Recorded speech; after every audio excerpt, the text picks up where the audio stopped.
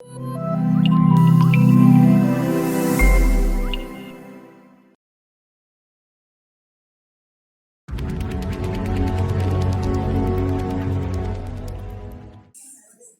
it comes to diabetic retinopathy, what we are most interested in is the sight-threatening form.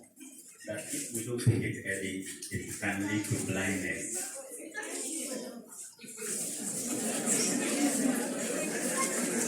So, yeah, I'll try. Let's minimize the talking.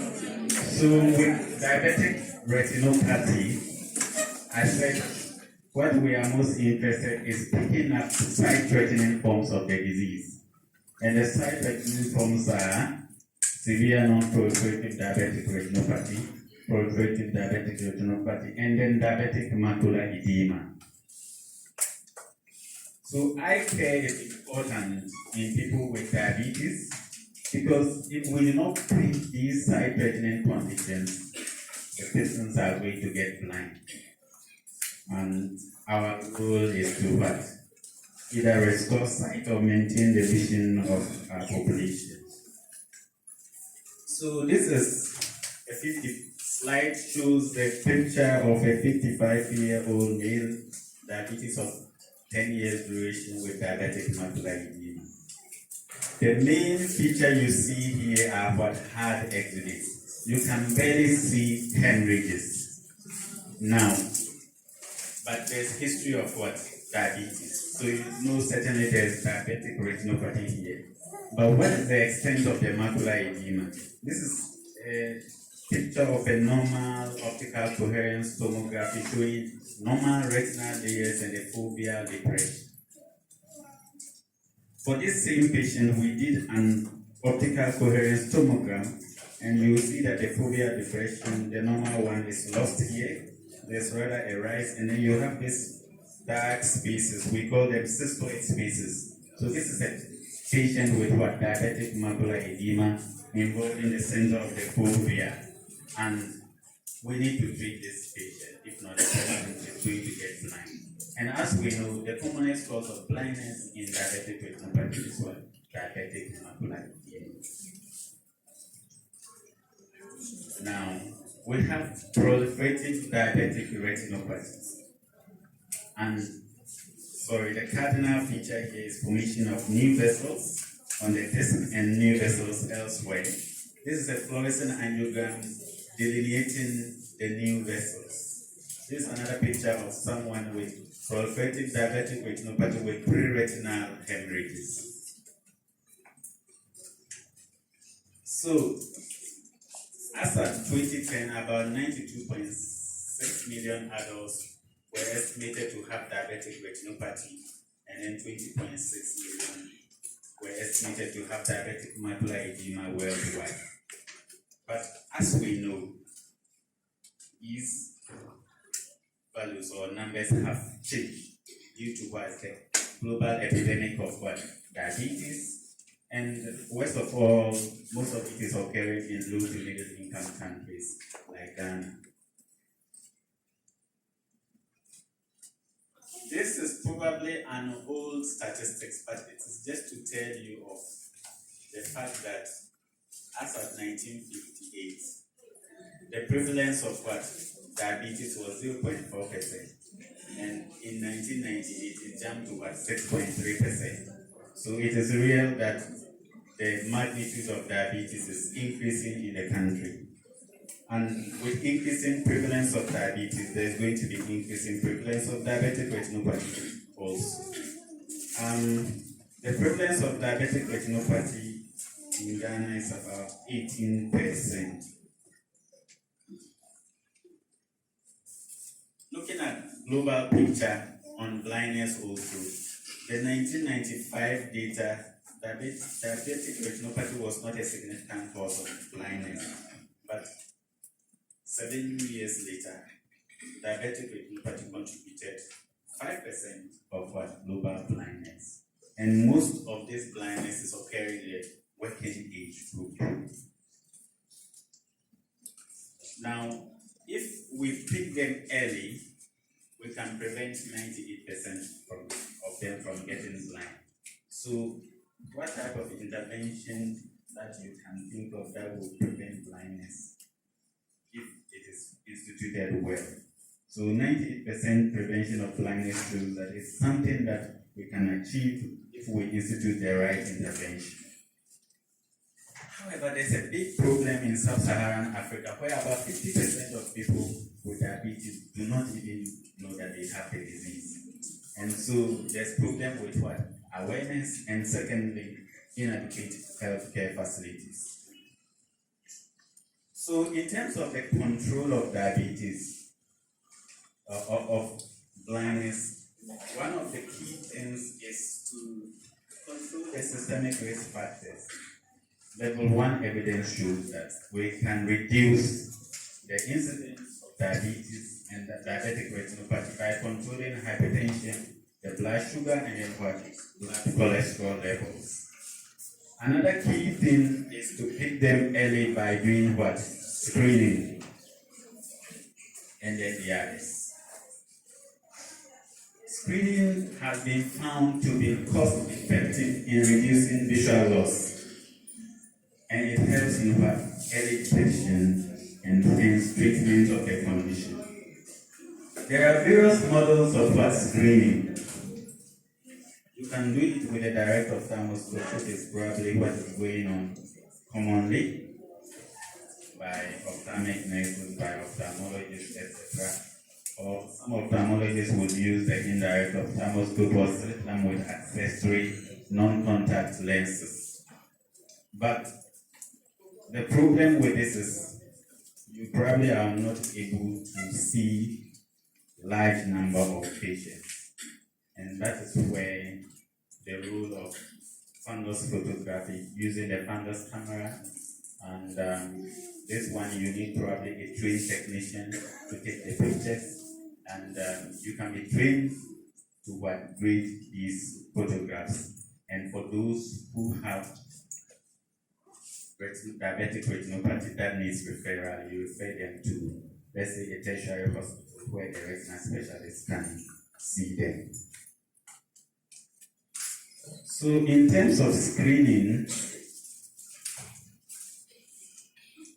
for the type 2, they need to be screened for diabetic retinopathy at diagnosis of diabetes, and for type 1 at 3 to 5 years after diagnosis. Thereafter, for those who do not have retinopathy, they should be seen yearly, they should be examined yearly. Now, there are some people who even think it would mean we'll be seeing too many patients, people with diabetes, in terms of if we are going to be seeing them annually when they do not have retinopathy. So others will rather look at certain risk factors in terms of control of the sugar, the BP, and lipids to decide on when they should be seen again, as long as they do not have retinopathy at the time of first screening. But what is our situation here? At the community level, what do we do? Once in a while, somebody will sponsor an outreach. You go out there, you examine everybody, including those who have diabetes. There is no organized program, and so screening at the community level is virtually non-existent. At the secondary level, I'm sure we have quite a number of ophthalmic nurses in district hospitals, and I believe some health centers, and they have to do so many activities, including examining the eyes of people with eye diseases. So this is where we feel if they can be taught to grade the fundus pictures, then it will relieve them out of their work in terms of doing dilated fundoscopy by themselves. However, this particular service is probably existent in only the National Diabetes Center. Now, We mention secondary level diabetes service because if you sit in your eye clinic and you want the patients to come to you, less than half will come. And that is why we want the eye examination done at the diabetes center. So at the diabetes center, like I said, we have an issue here. Probably this service is only offered in for the book.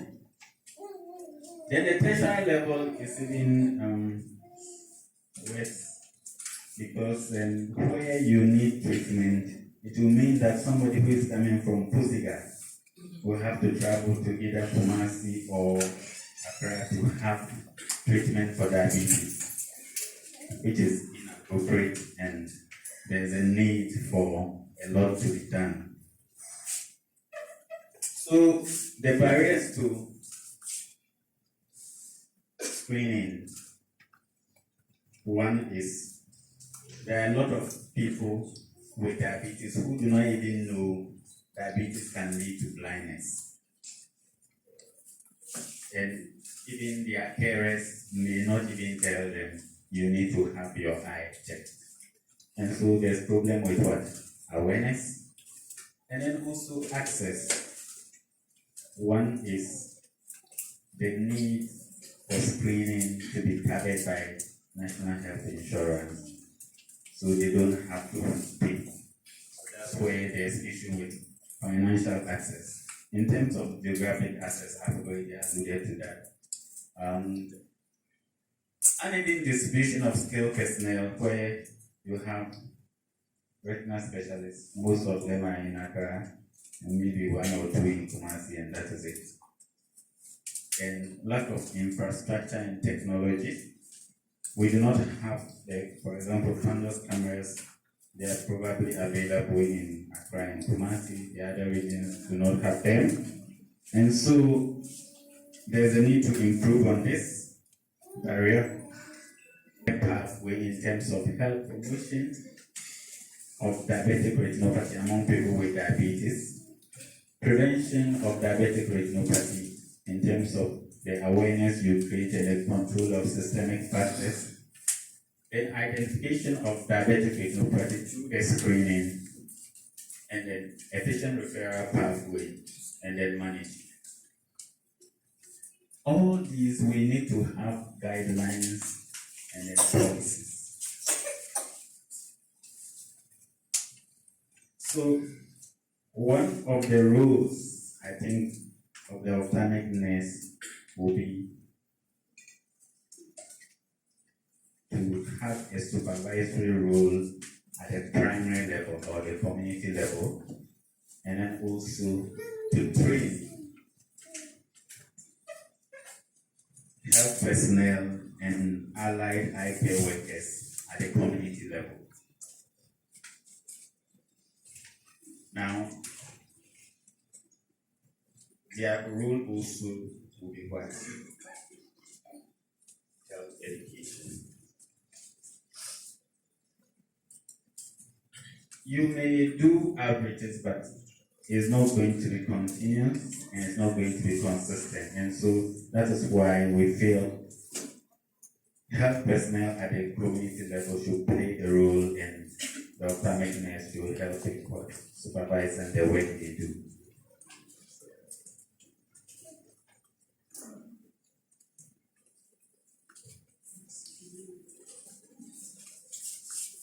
Now, at the diabetes center, we've talked about health education is important, because if the people do not know that diabetes can lead to blindness, they will not come for your eye examination. Then the next is identification of retinopathy through screening, preferably using the fundus camera to take photographs, and then you have to learn the grading of what? Diabetic retinopathy. And training is required, and certification. Then you require the infrastructure. You need a guideline to prevent unnecessary referral of patients to the next level of care. And there's a need for an efficient referral system. I believe the ophthalmic nurse can play a key role in advocacy also, so that they include diabetic retinopathy screening in the national diabetes policy. However, I put this down, data. You need to have data in your advocacy to see this is the number of people with diabetes in my area, and then these are the number who have diabetic retinopathy, and probably through the screening we've been able to prevent this number of blindness. But what do we see currently? Our ophthalmic nurses, they help us a lot, mostly checking visual acuity, IUP, people dilatation, counseling, assisting in what? Theater. Now, if we have to send all these patients, let's say to eye clinic, what is it? We have busy clinics, long waiting times, and sometimes the patient, once they visit once, they will not come back. And that is why we need to do the screening in the diabetes center. So there's a need for us to shift our tasks.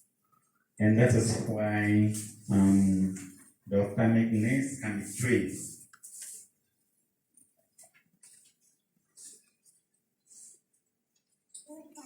And certified to do screening. Okay. The ophthalmic nurse can be trained in intravitreal injection of what? Antivascular endothelial growth factor agents. And there is a course led by nurses at Montfield's Eye Hospital. And the reason is there's increasing number of people who need these injections, and we have few personnel who are doing the injections. And I'm sure nurses by nature, they are experts in what? Giving injections. So why not injection into the eye? Okay? But it has to be a control, and that is why you need to undergo the training. Okay?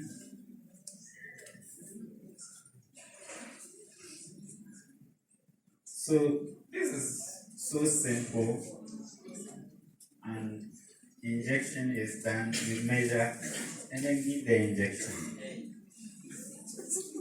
It's so easy.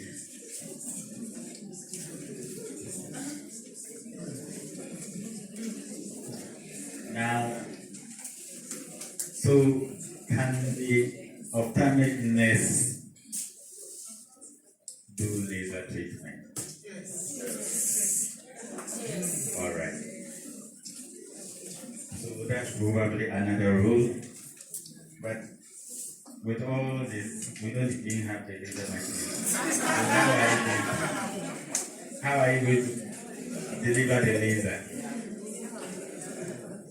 So what is available around the world is ophthalmic nurses being trained to do yard laser capsulotomy for people who have had what? Cataract surgery, and then they develop posterior capsulopathification. And so there's such a course at Norfolk Eye Hospital also. We don't have a course available for nurses with respect to their training in the treatment of what? Progressive diabetic retinopathy and diabetic macular edema. But it is feasible, like you all said, yes. And so the problem is we have limited number of laser machines, and most of them are in Accra and Redwood, Kumasi. However, if we are able to acquire them, then training can be feasible.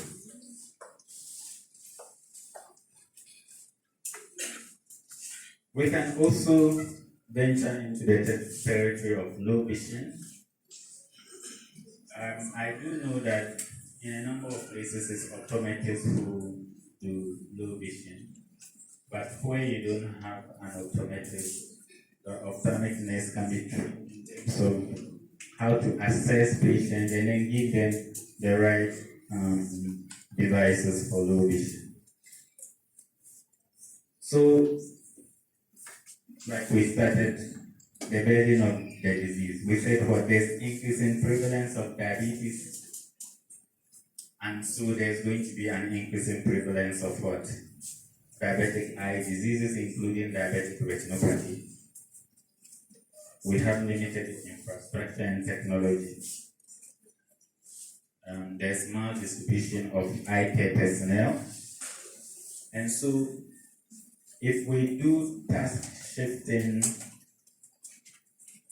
and allow the ophthalmic nurse to do a number of the tasks required for patients with diabetes, with eye diseases, it's going to help a lot in reducing the incidence of blindness from diabetic retinopathy. Thank you.